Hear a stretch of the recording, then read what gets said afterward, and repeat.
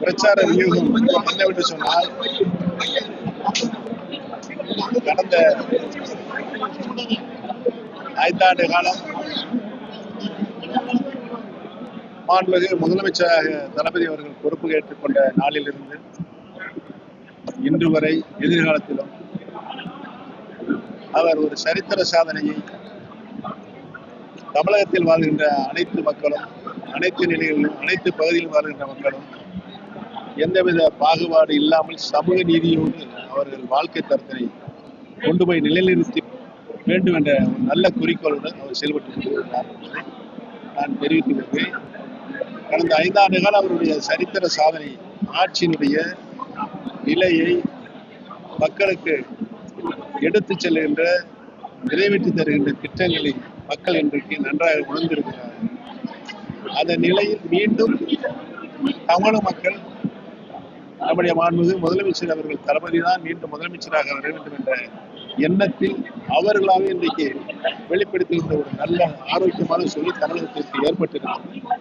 மீண்டும் தளபதி அவர் தான் முதலமைச்சராக வருவன் நிலைமை இப்போது உருவாயிருக்கு. மீண்டும் தாய் கழகத்தில் வந்திருக்கீங்க, அந்த அனுபவம் எப்படி இருக்கு? மீண்டும் தாய் கழகத்திலிருந்து தாய் கழகத்துக்காக பிரச்சாரம் பண்ணக்கூடிய அனுபவம் எப்படி? எந்த நோக்கம் நான் இன்றைக்கு தாய் கழகத்தில் இணைந்திருப்பது எந்த நோக்கத்திற்காக பேரறிஞர் அண்ணா அவர்கள் திராவிட முன்னேற்ற கழகத்தை உருவாக்கினார்களோ, ஆரம்பித்தார்களோ, முத்தமிழறிஞர் அவர்கள் அந்த நோக்கத்தை நிறைவேற்றிருக்க என்ன பாடுபட்டார்களோ அதனுடைய நோக்கம் நிறைவேறிக்க நான் ஒரு சிறு துருபாக செயல்பட விருப்பம் தெரிவித்தான்.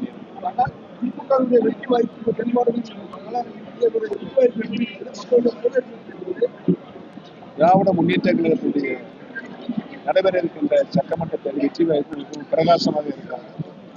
பிரகாசமாக இருப்பதற்கு காரணம் தளபதி அவர்கள் ஒரு சிறப்பான ஆட்சியை நாட்டு மக்களுக்கு தந்து கொண்டிருக்கின்ற மனநிலை மக்களுக்கு இருக்கு.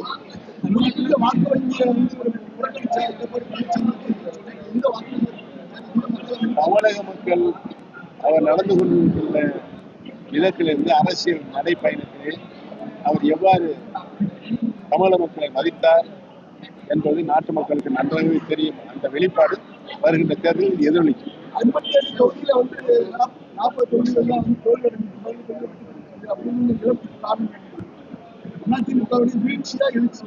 அவருடைய தலைமையை மக்கள் ஏற்கவில்லை. ஆட்சியும் சரி, கட்சியும் சரி, பழனிசாமியுடைய தலைமையை மக்கள் ஏற்கவில்லை, ஏற்றுக்கொள்ளவில்லை என்ற நிலையில் தான் அவருக்கு தொடர் தோல்வி நாட்டு மக்கள் தந்தார்கள்.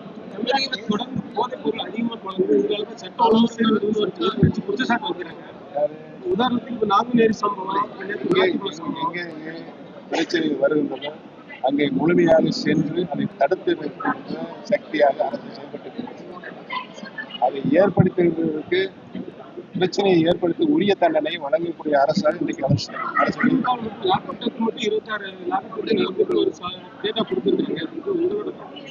டேட்டாவுடைய தன்மையை நாம் ஆராய வேண்டும்.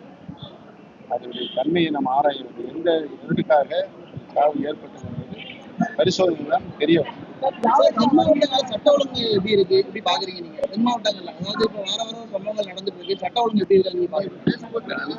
அன்றாடத்தில் பல பிரச்சனைகள் ஏற்படும். அதற்கு உரிய நடவடிக்கைகளை அரசு எடுத்ததா என்பதுதான் கேள்வி. இப்போது இருக்கின்ற அரசு, தளபதி அரசு உடனடி நடவடிக்கைகள் எடுத்து குற்றம் இழைத்தவர்களுக்கு உரிய தண்டனை வழங்கிக் கொண்டிருக்கிறது.